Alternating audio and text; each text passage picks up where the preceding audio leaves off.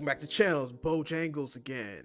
We got another video to check out. This is actually a theory video that I stumbled across on CBR, where they say All for One is Deku's dad. Theory. What? My nigga, what? What? What? When I saw that, I was like, huh? Huh? So let me give this video a shot. Now initially I was thinking that it was stupid until I saw the like to dislike ratio. So basically from the My Hero Academia community, that is a good theory. It's got 75,000 likes to 4,000 dislikes. So the majority of the community support this theory. So I'm guessing this is the theory that thought up by the community. That would be nasty if that's the truth.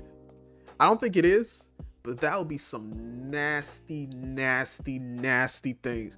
Like this man All for One would be on he'd be on the Sith Lord level, Emperor Palpatine level of nastiness. All right, so if you guys enjoy my content, if you guys enjoy my reaction, subscribe to the channel. Without further ado, let's go. Let's get it.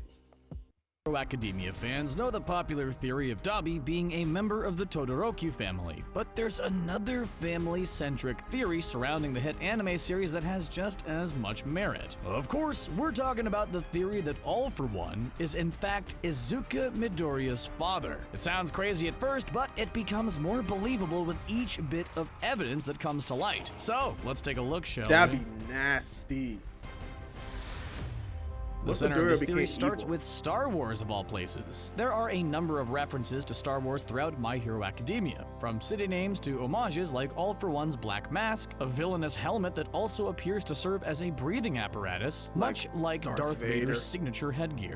This is because My Hero Academia creator Kohei Hirokoshi is a huge Star Wars fan, his love of the franchise clearly making its way into his hit manga series. This love of Star Wars goes beyond references, however, since the entire story structure of My Hero Academia is based on the original trilogy. It's not clear at first glance, but upon further inspection, the comparisons become very present. In the original Star Wars trilogy, Luke's trained by a warrior who's past his prime in Obi-Wan, so then he can take up the fight against a villain, Darth Vader, seeking the additional training of a short, often vague and hard to understand teacher Yoda. Most people know this setup. Now let's apply it to My Hero Academia. Izuka fits in the place of Luke, a person who desires training to reach his goal. A hero who cannot fight like he used to takes him under his wing in All Might, and further training coming from a short, vague teacher in Gran Torino. Also, he can possibly one day face a powerful villain in a black helmet in All for One. The parallels are pretty crazy when you look at them, and with so many similarities, it wouldn't be all that far-fetched to think that the biggest twist of the original Star Wars trilogy will also be paralleled in My Hero Academia. As we all know, Darth Vader revealed himself to be Luke's father in one of cinema's greatest twists of all time. And if the rest of the narrative has been mirrored and paid homage to in My Hero Academia, then it could very well be revealed that All for One is actually the father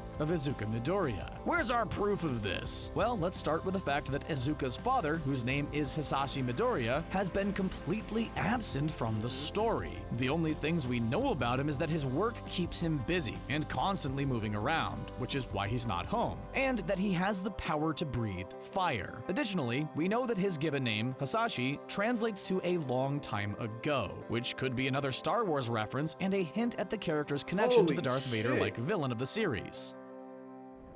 Beyond these details, we don't know much about Izuka's father, and it's this absence and lack of details that actually help fuel the theory that he is in fact All for One. How so? Well, the character's absence is a little strange. For one thing, there are no pictures of Hisashi around the Midoriya household, and beyond the first mention of him, there hasn't been any further reference to the character. Furthermore, Izuku's mother is a rather important figure in his life and in the overall story. So the fact that Kohei Hirokoshi would put Inko Midoriya in the spotlight but purposefully leave her husband out is rather suspicious, and implies that there's something bigger going on if one parent is so important and the other is absent. This is arguably the weakest part of the theory, but it's just the beginning, as the possible reason for the absence of Izuku's father opens up another piece of evidence that might begin to convince naysayers that All For One is indeed Hisashi Midoriya. The entire point of All For One's character is that he has the power to steal the quirks of others, and with this power, he has amassed hundreds of quirks, making him the absolute strongest villain on the planet. With all the quirks he's collected over the years, it wouldn't be all that far-fetched that he acquired, say, a memory manipulation quirk, one that'd allow him to have a child with Inko Midoriya and then change her memories. If this is the case, then Inko Midoriya could have been manipulated by All For One into forgetting about the relationship and believing that she had a husband that was absent due to work. If this is the case, then some of you might be asking,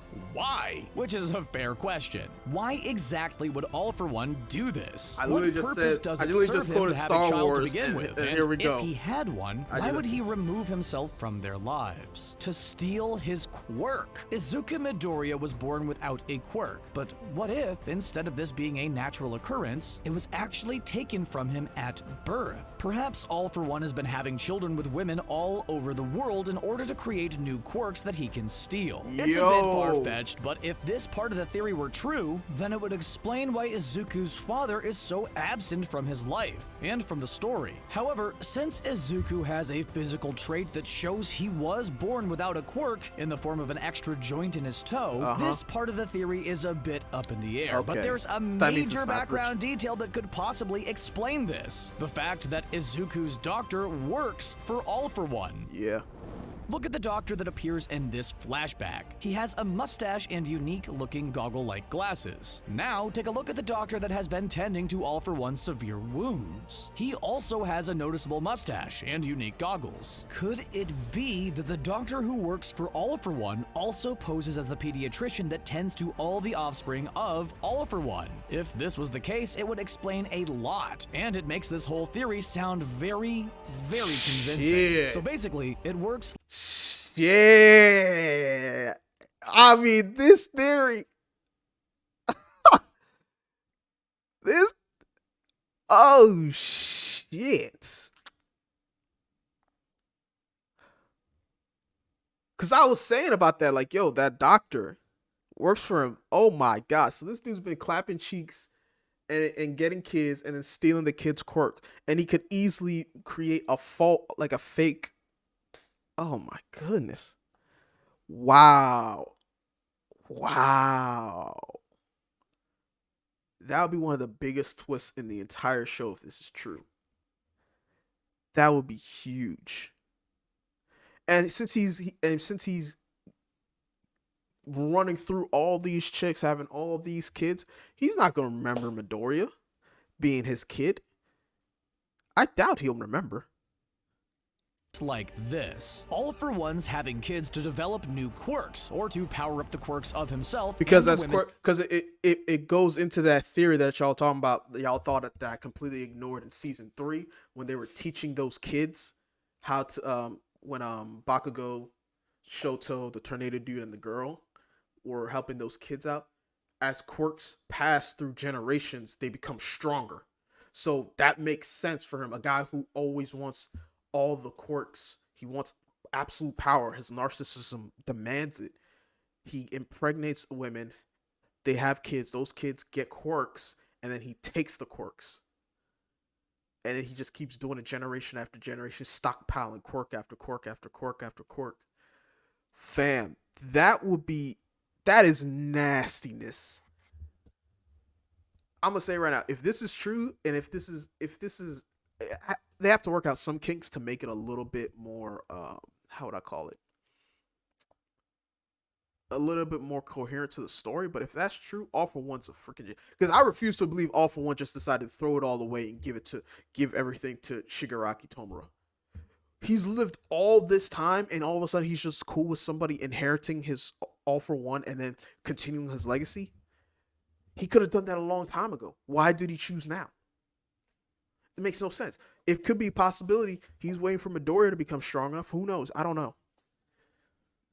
Ooh. and he's having the kids with. Also, he can steal the quirks of the children when they're born. We imagine he's doing this with and to a number of secret families he has all over the country. Yes, we know it'd be super messed up if this was true. And in order to cover his tracks, he's done two things. Manipulate the women's memories and use this doctor to tell the children they were just born quirkless, using fake x-rays to back this up. If this is true, then it would be a pretty huge twist, elaborate both within the context of the story and in terms of Harakashi's writing skill. The aspect of this theory still works even if you tone down the extremity. Let's say All for One doesn't have a quirk factory in the form of multiple families across Japan. Let's say it's less intense than that, and Inko and All for One actually had a meaningful relationship, one that was cut short by one or both of the following reasons. He either found that his son Izuku, who had a powerful quirk that he wanted so much he was willing to steal from his own child and cover it up, or his injuries from his fight with All Might left him so disfigured that he left his family and went into hiding, claiming that he was working abroad to cover it all up. The second situation stretches things a bit, especially since the villain doesn't seem like the type of person to start a family. But both situations in general work to fill in some of the gaps of this theory, especially when it comes to the Doctor, who really brings the whole theory together.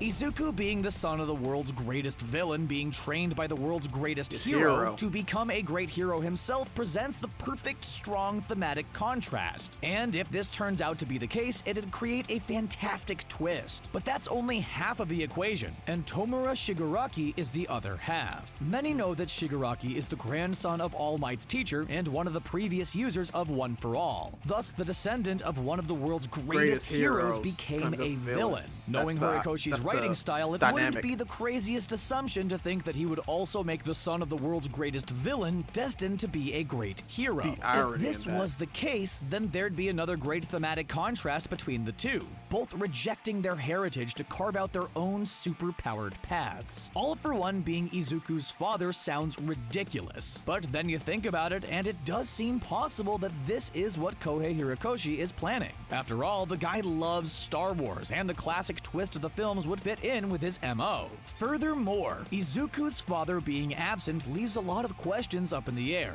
all of which conveniently get answered by the concept of this theory. There's also the fact that the thematic contrast of having a major villain be the father of a great hero in training who fights a villain who's the descendant of a great hero would be powerful and deep, tying into the overall theme of Izuku's character, that you can be more than what you start as, be it for good or for evil. And there you have it. That's all the evidence we have for this theory. But there's still one more thing to explore regarding it: how it would work for the story. From our perspective, we think it could be an interesting development to learn that Izuku's father has been All for One the whole time, and if it's revealed properly, it could be a great way to lead into a final arc. But it would definitely have to happen towards the end of the series, if there's a planned ending in mind. It would also serve to further the theme of the series, which, as we just mentioned, is the idea of not letting what you are determine who you are. It'd be the ultimate test for Izuku, a trial to show if he truly has escaped what he is to become who and what he's always wanted to be. A hero who rescues others with a smile and a powerful sense of justice. If Izuku finds out that he's the son of the world's greatest supervillain, then he might have a moment of doubt. A moment where he breaks down after realizing that he came from a man so bent on bringing chaos and acquiring power. But knowing Izuku, he'll fight through it, and fight against All for One,